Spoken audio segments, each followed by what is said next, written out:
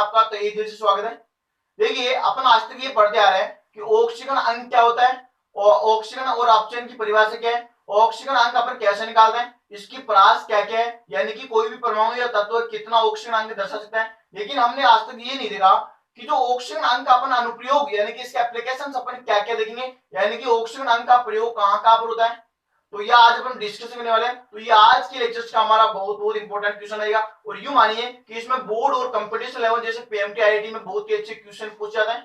तो चलिए बात करते हैं कि ऑक्सीकरण अंक के क्या क्या अनुप्रयोग है। तो देखिए अपन पहले बात करने वाले हैं कि एप्लीकेशंस ऑफ ऑक्सीडेशन नंबरिंग। तो अपन इसमें बात करते हैं कि ऑक्सीकरण अंक की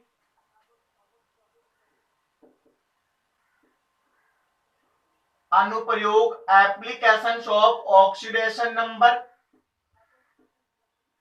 तो इसके बारे में अपन बात करें तो देखिए ये पहला पॉइंट तो मैं यहां पे लिखता हूं कि जो ऑक्सीकरण अंक का अपन क्या क्या इसका अनुप्रयोग अपन देख सकते हैं। तो देखिए मैं पहली बात करता हूं कि अम्लों और क्षारों की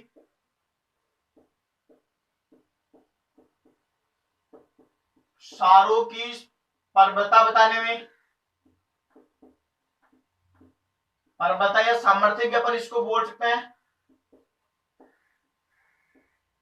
बताने में। दूसरा अपन देखेंगे कि यहाँ पे ऑक्सीकारक और अपचायक की प्रकृति बताने में, ऑक्सीकारक तथा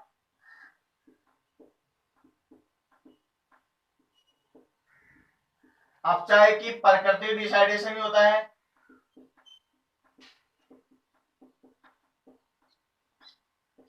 बताने में। और देखिए तीसरा पॉइंट अपन आपकी जो फर्स्ट पार्ट है केमिस्ट्री का, some basic concept of chemistry यानी कि रसायन विज्ञान की मूल अवधारणा, जो पहला टॉपिक हमारा उसमें पढ़ेंगे। यहाँ पे जो ऑक्सीकारक तथा अपचायक का इक्विवेलेंट वेट है यानी कि तुल्यांकी बाहर निकालने में, तो तीसरा अपन ये पढ़ेंगे। और फोर्थ पढ़ेंगे कि मान लीजिए किसी भी अणु में हमें परमाणु का ऑक्सीकरण अंक दिया जाए तो इसके आधार पर अपन अणु सूत्र कैसे बनाते हैं। तो मैं लिख दूंगा कि मॉलिक्यूलर फॉर्मूला जनरेट करने में, अणु सूत्र बनाने में।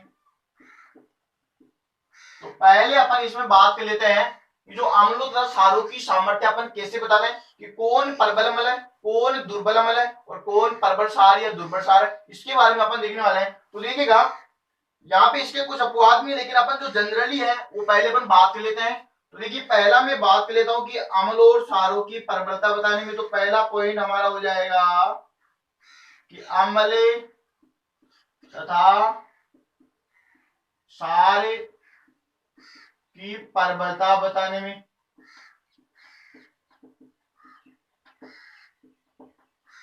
तो देखिएगा पहले अपन अम्ल की बात कर लेते हैं। तो अम्ल में क्या होगा, तो एक छोटा सा इसमें रिलेशन होता है कि अम्ल की प्रबलता डायरेक्टली प्रोपोर्शनल किसके होता है, यहाँ पे ऑक्सीकरण अंक के होता है, ऑक्सीकरण अंक होता है। तो इस आधार पर अपन आसानी से अम्लों क्षार की प्रबलता बता सकते हैं। अब देखिएगा यहाँ पे अपन कैसे बताएंगे, इसका मतलब क्या है कि जिसका ऑक्सीकरण अंक ज्यादा होगा तो यहाँ पे प्रबल अम्ल होगा और ऑक्सीकरण अंक यदि कम होगा तो ये दुर्बल अम्ल होगा। यानी कि जितना ज्यादा ऑक्सीकरण अंक उतना ही स्ट्रॉन्ग एसिड होता है और जितना कम ऑक्सीडेशन नंबर उतना ही वीक एसिड होता है। तो यहाँ पे अपन एग्जांपल के तौर पे अपन बात कर लेते हैं। मान लीजिए मेरे पास पहला एग्जांपल ये है HClO4 है, इसको बोला जाता है पर कैलोरी अम्ल। HClO3 है, इसको बोला जाता है कैलोरिक अम्ल। और यहाँ पे जो HClO2 है इसको बोला जाता है कैलोरस अम्ल। और यहाँ पे HCl इसको हाइपोकैलोरस अम्ल के नाम से जाना जाता है। वापस सुनिएगा, पर कैलोरिक अम्ल, कैलोरिक अम्ल, कैलोरस अम्ल और हाइपोकैलोरस अम्ल। तो यहाँ पे देखिए इसका अपन कैलोरीन का ऑक्सीकरण अंक अपन जो कॉमन होता है उसका निकालेंगे। तो देखिए यहाँ पे कॉमन कैलोरीन है, तो यहाँ पे इसका ऑक्सीकरण अंक अपन जैसे ही निकालेंगे तो इसका +7 होता है। इसमें कैलोरीन का कितना होता है, +5 होते हैं। और यहाँ पे कैलोरीन की अपन बात करें तो इसमें +3 हो जाएंगे। इस कैलोरीन में अपन बात करें तो यहाँ पे +1 हो जाएगा। तो अपन ने क्या बोला है कि जिसका ऑक्सीकरण अंक ज्यादा होता है वह परबल अम्ल होता है। तो आप यहाँ पर देखकर बता सकते हैं कि ये देखिए सबसे परबल अम्ल कौन हो जाएगा, HClO4, उसके बाद में HClO3 और HClO3 और इसके बाद में HClO। तो यहाँ पे मैं लिखता हूं जो HClO है ये स्ट्रोंग एसिड यानी कि परबल अम्ल होता है इन अम्लों में, और यहाँ पे जो HClO है ये हो जाएगा वीक एसिड की भांति व्यवहार कर सकता है। तो ये आप आसानी से यहां से सीख चुके हैं। अब देखिएगा अपन और एग्जांपल देखेंगे कि और इसके क्या क्या एग्जांपल है अपन यहाँ पे देख सकते हैं। तो यहाँ पे अगला एग्जांपल ये हो जाएगा कि H2SO4 H2SO3 और यहाँ पे H2SO2, इसको बोला जाता है सल्फ्यूरिक अम्ल, सल्फ्यूरस अम्ल और हाइपोसल्फ्यूरस अम्ल। तो इसमें देखिए मैं जैसे ही सल्फर का ऑक्सीकरण अंक निकालूंगा, हमने इसका ऑक्सीकरण अंक निकालना पिछले वाले लेक्चर्स में सीख लिया था, इन सभी का कैसे निकालना है वहां से आप आसानी से देख सकते हैं, डिस्क्रिप्शन में उसकी लिंक दी गई है। तो देखिए इसमें अपन जैसे सल्फर का ऑक्सीकरण अंक निकालेंगे तो कितना होगा, प्लस का 6। यहाँ पे अपन सल्फर का निकालेंगे तो इसमें हो जाएगा प्लस के 4, और यहाँ पे अपन बात करते हैं तो इसमें प्लस के 2 होने वाले। तो यहाँ पे आप आसानी से बता सकते हैं कि जिसका ऑक्सीकरण अंक ज्यादा होता है वह परबल अम्ल की भांति व्यवहार कर सकता है। तो आप यहाँ पे देखिए ऑक्सीकरण अंक किसका ज्यादा है, यहाँ पे H2SO4 का ज्यादा, उसके बाद में इसका और सबसे लास्ट में इसका है। तो हमारा ये जो सल्फ्यूरिक अम्ल है ये क्या हो गया, ये परबल अम्ल हो गया, स्ट्रॉन्ग एसिड। और सबसे जो दुर्बल अम्ल कौन सा है, दुर्बल अम्ल H2SO2 है। तो यहाँ पे लिख देंगे कि वीक एसिड की भांति हाइपोसल्फ्यूरस अम्ल कार्य करता है। और एग्जांपल अपन यहाँ पे देखने वाले हैं कि मान लीजिए H, यहाँ पे मैं बात करता हूं कि HNO3 HNO2 और यहाँ पे HNO। तो देखिए इसको बोल देता है नाइट्रिक अम्ल, ये हमारा नाइट्रस अम्ल और ये हो जाएगा हाइपोनाइट्रस अम्ल। तो इनका ऑक्सीजन अंक अपन नाइट्रोजन का देखते हैं सभी में, इसमें भी नाइट्रोजन का देखेंगे, इसमें भी नाइट्रोजन का देखेंगे और इसमें भी अपन नाइट्रोजन का देखेंगे। तो देखिए इसका नाइट्रोजन का ऑक्सीजन अंक अपन कितना निकालेंगे, प्लस का 5 निकालते हैं। और यहाँ पे देखिए यहाँ पे अपन बात करते हैं ये हो जाएगा प्लस के 3, और इसमें नाइट्रोजन का होता है प्लस का 1 होता है। तो यहाँ पे देखिए सबसे ज्यादा ऑक्सीजन अंक होगा वह परबल है अम्ल होता है। तो यहाँ पे ये तो देखिए HNO3 परबल अम्ल है, इसके बाद में ये सबसे दुर्बल ये हो जाएगा, और जो मध्यवर्ती है ये हो जाएगा HNO2। तो इस तरह अपन देख सकते हैं। लेकिन इसके कुछ अपवाद हैं वो अपन देखने वाले हैं कि यहाँ पे एक जो सल्फर की ऑक्सी एसिड है, सॉरी फोस्फोरस की ऑक्सी एसिड है H3PO4, और यहाँ पे H3PO3 और H3PO2, ये अम्लों का अपवाद हो जाएगा। इसको आप एक अलग श्रेणी में याद रखिए, ये अपवाद है, जैसा अपन देख पाते हैं वैसा ही मिलता नहीं। तो यहाँ पे देखिएगा इसमें अपन जैसे ही फॉस्फोरस का ऑक्सीकरण अंक निकालेंगे तो यहाँ पे बात करने वाले हैं कि फॉस्फोरस का कितना हो जाएगा, यहाँ पे प्लस का 5 होगा। इसमें अपन फॉस्फोरस का निकालेंगे तो प्लस का 3 होगा, यहाँ पे अपन फॉस्फोरस का निकालेंगे तो कितना होगा, सॉरी प्लस का 1 होगा। तो होना तो कौन चाहिए, होना तो हमारा ये चाहिए क्योंकि इसका ऑक्सीकरण अंक ज्यादा है। जो जिसका ऑक्सीकरण अंक ज्यादा होता है वो परबल अम्ल होता है। लेकिन आप यहाँ पर देखिए ये अपवाद है, तो होना तो ये चाहिए, सबसे परबल ये होना चाहिए, उसके बाद में ये होना चाहिए, लेकिन ये होता नहीं है। तो इसका मैं नीचे लिखता हूं कि सबसे परबल होगा हमारा H3PO2, उसके बाद में हो जाएगा H3PO3 और यहाँ पे H3PO4। तो हमारा सबसे करेक्ट आंसर ये हो जाएगा। ये देखिए हमारा आंसर हो गया कि सबसे परबल अम्ल ये है। तो मैं लिखता हूं कि ये तो स्ट्रोंग एसिड है और ये क्या हो गया, ये वीक एसिड हो गया। तो इस तरह आप आसानी से फाइंड आउट कर सकते हैं। अब एक और क्वेश्चन की अपन इसमें बात कर लेते हैं, वो क्वेश्चन हमारा क्या होगा, तो देखिएगा यहां पे लिख देते हैं, इसको आप पोस्ट करके उतार सकते हैं।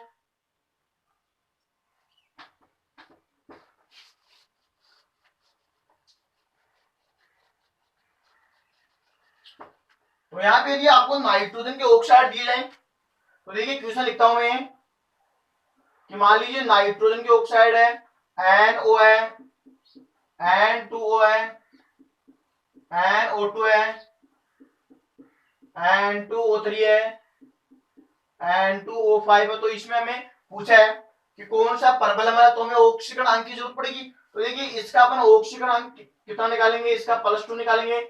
इसकी अपन बात करते हैं तो यहाँ पे इसका निकालेंगे प्लस का 1 निकालेंगे, और यहाँ पे देखिए इसका हो जाएगा +4 हो जाएगा। यहाँ पे इसकी बात करिए तो इसका हो जाएगा +3, और इसकी अपन बात करिए तो यहाँ पे इसके हो जाएंगे +5। तो इनमें देखिए जिसका ऑक्सीकरण अंक ज्यादा है वो परबल अम्ल है। तो परबल अम्ल कौन सा हो जाएगा, N2O5। उसके बाद में देखिए 4 वाला NO2, और इसके बाद में देखिए 3 वाला N2O3, और जो इसके बाद में देखिए +3 के बाद में 2 है तो यहाँ पे NO, और सबसे लास्ट में जो नाइट्रस ऑक्साइड है N2O। तो ये इसमें इसका आंसर ये हो चुका है। तो इस तरह आप आसानी से सोल्व कर सकते हैं। अब अपन इसके बाद में देखेंगे कि क्षार की परबलता कैसे निकालेंगे। ये तो अपन ने अम्ल के बारे में देखा है, ये देखिएगा ये तो अम्ल के बारे में देखा है, और अम्ल के बारे में अपन जैसे निकालेंगे वो आप बोल दीजिए कि जिसका ऑक्सीकरण अंक सबसे ज्यादा होता है वह परबल अम्ल की भांति व्यवहार करता है, और जिसका ऑक्सीकरण अंक यहाँ पर कम होता है वह दुर्बल अम्ल की भांति व्यवहार करता है। तो ये आपको याद करना है। अब मैं यहाँ पे बात करने वाला हूं क्षार के बारे में।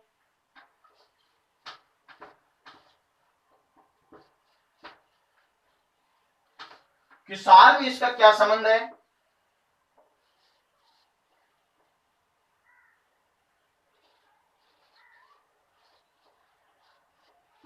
और इसके बाद में अपन देखेंगे कि ऑक्सीकारक और अपचायक की प्रकृति अपन कैसे डिसाइड करते हैं। तो यहाँ पे देखिएगा क्षार के बारे में बात करता हूं कि क्षार की परबलता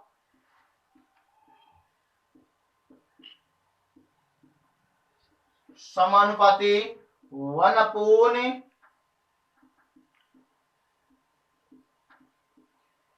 ऑक्सीकरण अंक।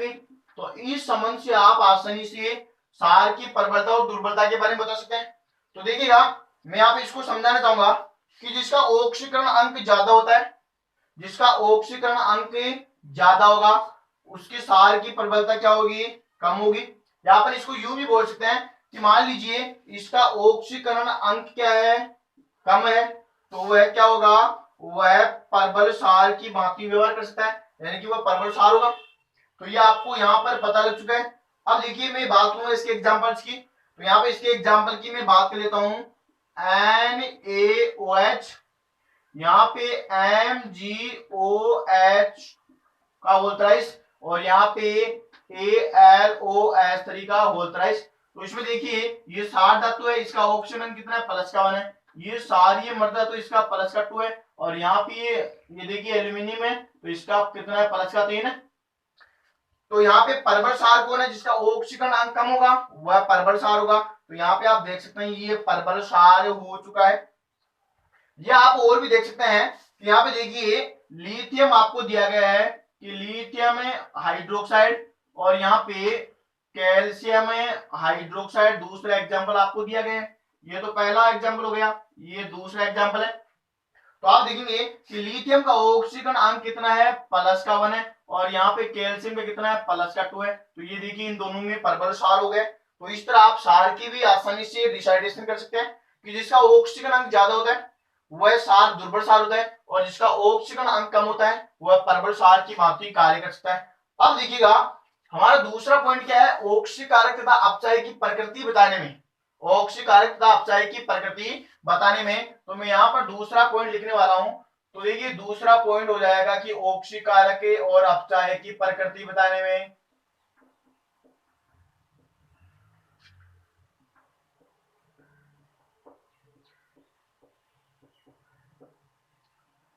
अपचायक की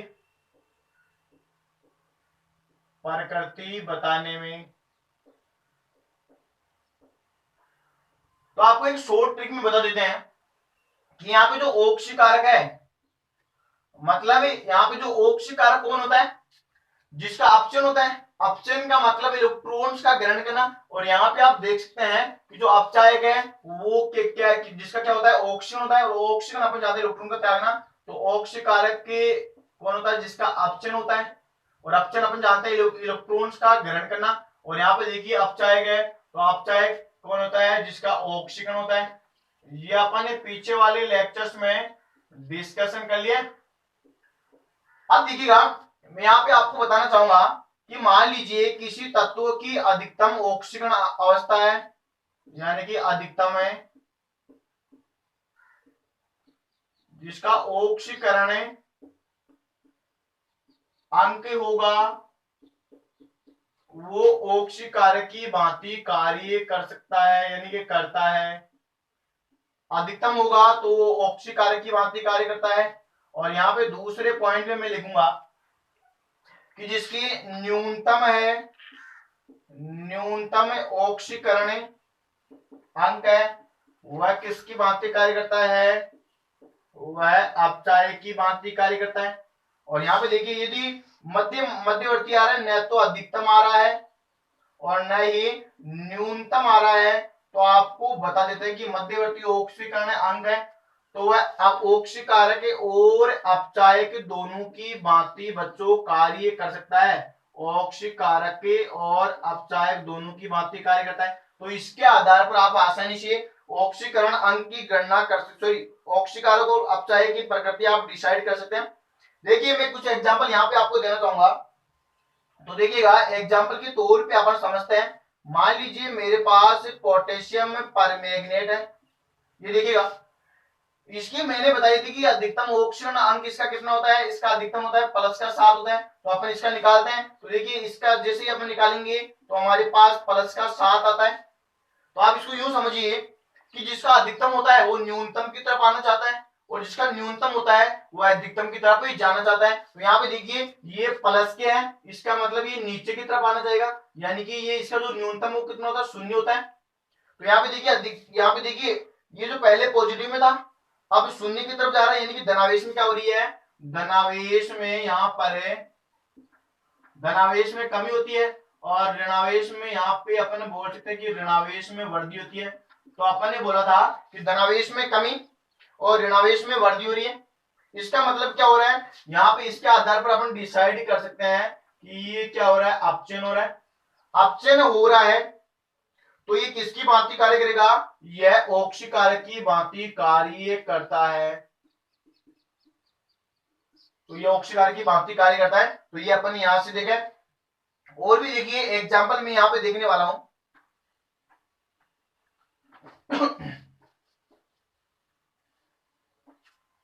देखिए मैं यहाँ पे अगला एग्जांपल ये देखूंगा कि सल्फ्यूरिक अम्ल में, सल्फ्यूरिक अम्ल में सल्फर क्या ऑक्सीकारक और अपचायक किसकी भांति कार्य करता है, ये क्वेश्चन आपको पूछा जा सकता है।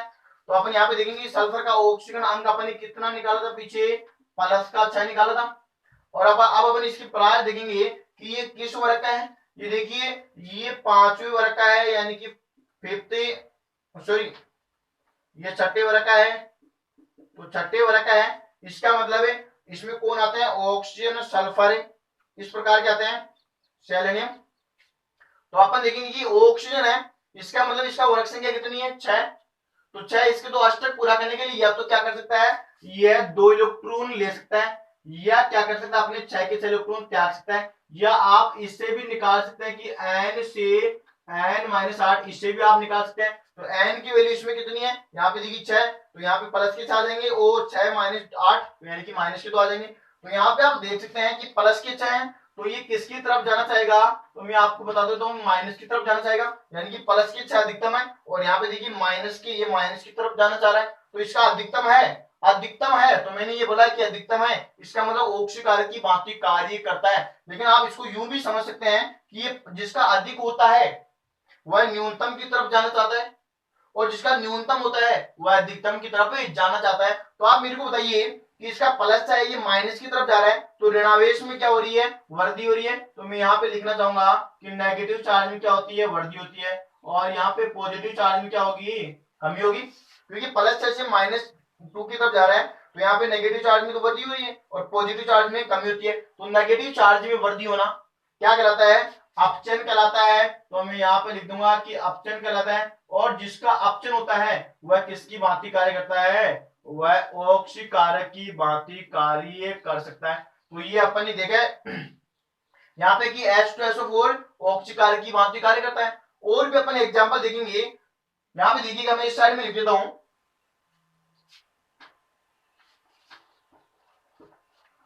मान लीजिए हमें नाइट्रिक अम्ल दे रखा है, मान लीजिए हमें नाइट्रिक अम्ल दे रखा है, तो ये बताइए ऑक्सीकारक है या अपचायक है, ये हमें पूछा है।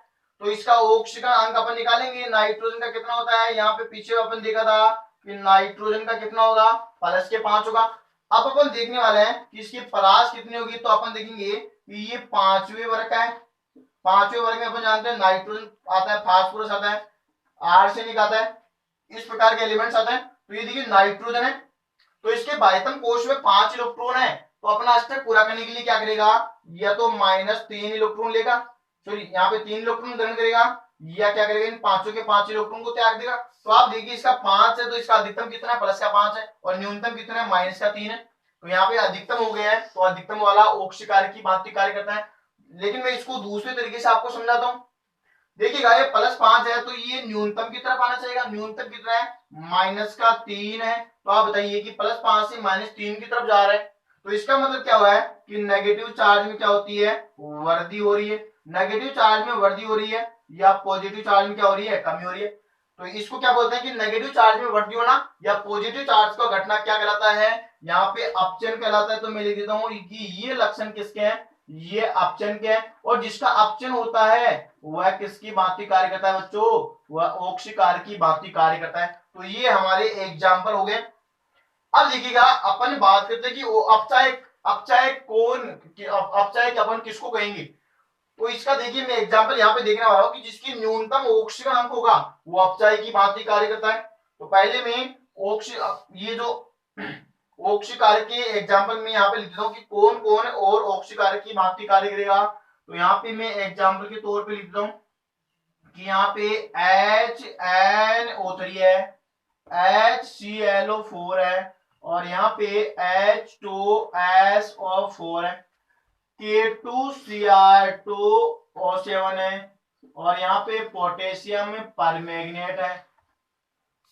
तो ये किसकी भांति कार्य करेंगे, तो मैं आपको बताना चाहूंगा कि इनमें अधिकतम ऑक्सीकरण अंक है, और अधिकतम होगा तो यह बच्चों ऑक्सीकारक की भांति कार्य करते हैं। तो ये एग्जांपल आपको याद रखने, और याद रखने की भी जरूरत नहीं है। जिसका अधिकतम होगा वह ऑक्सीकारक की भांति, और जिसका न्यूनतम होगा वह अपचायक की भांति कार्य करता है।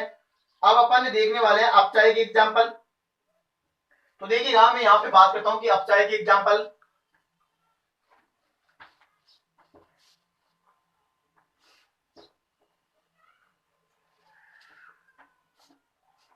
तो यहाँ पे देखिएगा अपचायक के बारे में अपन देखने वाले हैं कि अपचायक, तो अपचायक के एग्जांपल में यहाँ पे बात करूंगा। देखिए PH3 है, या अपन बात कर लेते हैं अमोनिया है, या अपन बात कर लेते हैं यहाँ पे कि मेथेन है।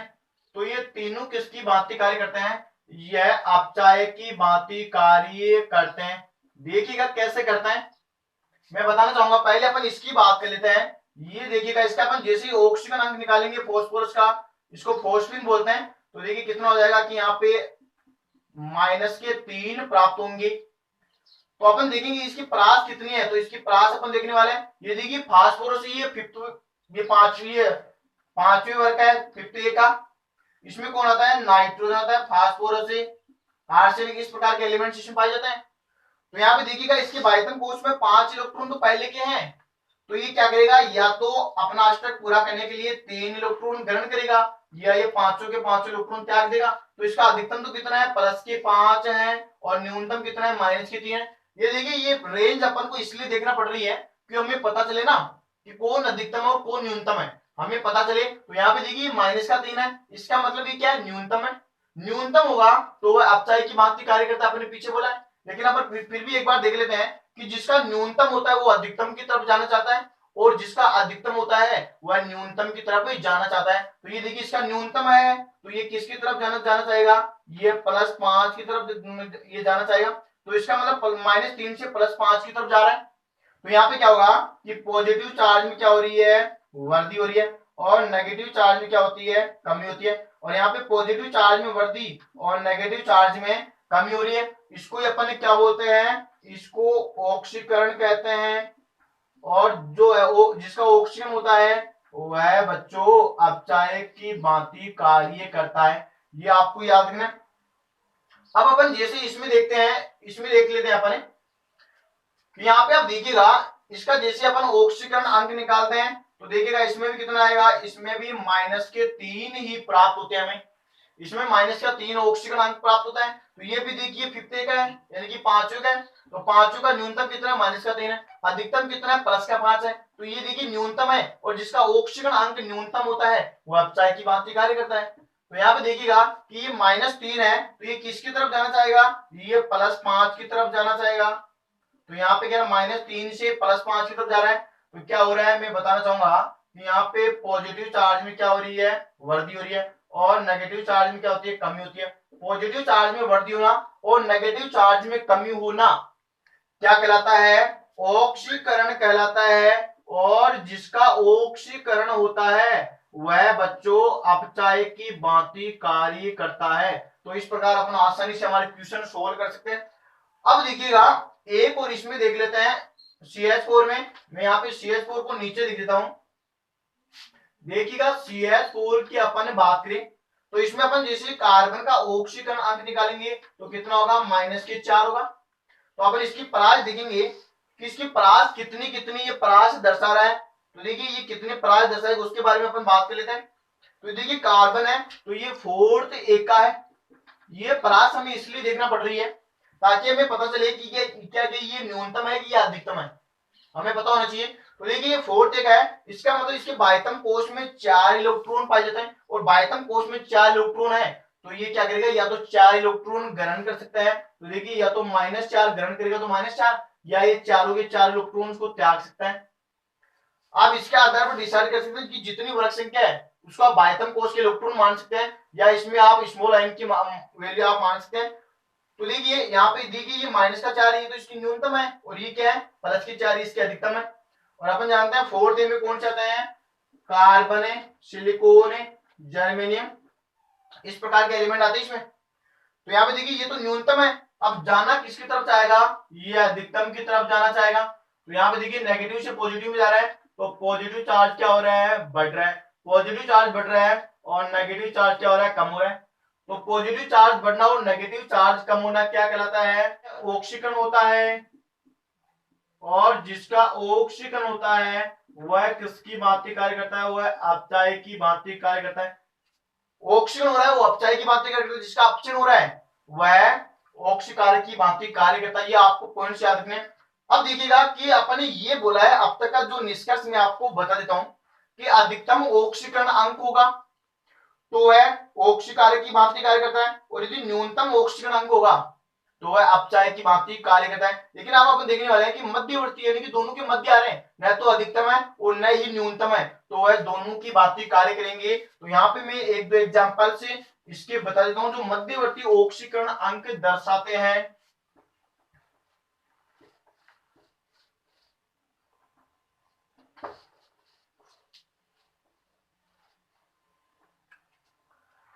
तो देखिएगा एग्जांपल में यहाँ पे लिखना चाहूंगा कि यहाँ पे HNO2 है, इसमें अपन नाइट्रोजन का ऑक्सीकरण अंक निकालेंगे। तो देखिए जैसे नाइट्रोजन का ऑक्सीकरण अंक निकालेंगे तो कितना होगा, +3 होगा। और अपन इसकी परास देखेंगे, परास देखिए ये 5th का है यानी कि 5वीं का है, 5वीं का, तो 5वीं में अपन जानते हैं नाइट्रोजन फास्फोरस इस प्रकार के एलिमेंट आते हैं। तो यहाँ पे देखिए 5वां, इसका मतलब इसके बाह्यतम कोश में 5 इलेक्ट्रॉन है, तो 5 इलेक्ट्रॉन है तो ये क्या करेगा, या तो 1 इलेक्ट्रॉन का ग्रहण करेगा, सॉरी या तो 3 इलेक्ट्रॉन ग्रहण करेगा या 5 इलेक्ट्रॉन त्यागेगा। तो देखिए या तो ये 3 इलेक्ट्रॉन ग्रहण करेगा तो इसके बाह्यतम कोश में 8 हो जाएंगे, या पांचों के पांचों इलेक्ट्रॉन को ये त्याग देगा। तो इसकी अधिकतम तो कितनी है, मैक्सिमम तो मैं बात करता हूँ कितनी है, +5 है, और इसकी मिनिमम ऑक्सीकरण अंक कितना है, यानी कि -3 है। तो यहाँ पे आप देख सकते हैं न तो इसका अधिकतम है यानी कि न तो इसका +5 है और न इसका -3 है, तो ये दोनों के मध्यवर्ती हो गया, बीच का हो गया। तो जो बीच का होता है तो ये किसकी भांति कार्य करता है, ये ऑक्सीकारक की भांति कार्य करता है, और अपचायक यानी कि दोनों की भांति कार्य कर सकता है। ये आप इसको समझ चुके हैं। आगे देखिएगा एक और एग्जांपल अपन देख लेते हैं। मान लीजिए हमें ये दिया गया H2SO3, इसमें सल्फर का ऑक्सीकरण अंक अपन जैसे निकालेंगे तो इसमें कितना होगा, इसमें देखिए प्लस के 4 आते हैं और प्लस के 4 आ रहे हैं, तो अपन इसकी प्राइस देखेंगे। देखिए सल्फर किस वर्ग का है, सल्फर अपन जानते हैं 6A वर्ग का होता है और 6A में आते हैं ऑक्सीजन सल्फर, इस प्रकार के एलिमेंट आते हैं।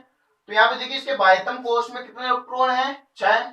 या तो ये 2 इलेक्ट्रॉन ग्रहण करेगा, यदि ये 2 इलेक्ट्रॉन ग्रहण करे तो -2, और या ये क्या कर सकता है कि अपने 6 के 6 इलेक्ट्रॉन त्याग सकता है। तो इसकी न्यूनतम तो कितनी होगी, यानी कि मैं बात करता हूँ मिनिमम तो ऑक्सीजन कितना हो गया -2 है, और इसका अधिकतम कितना हो गया, अधिकतम है यानी कि मैक्सिमम है प्लस के 6।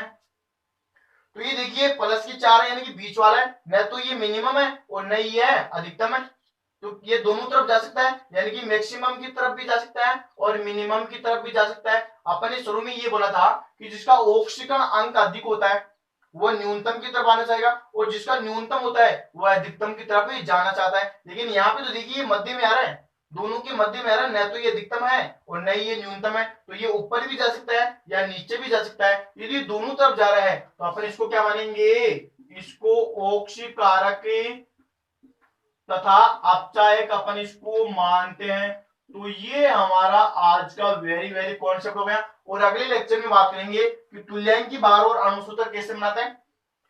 तो तब तक आप पढ़ते रहिए, मस्त रहिए। यदि किसी प्रकार की कोई समस्या तो कमेंट में बोलिएगा। ओके।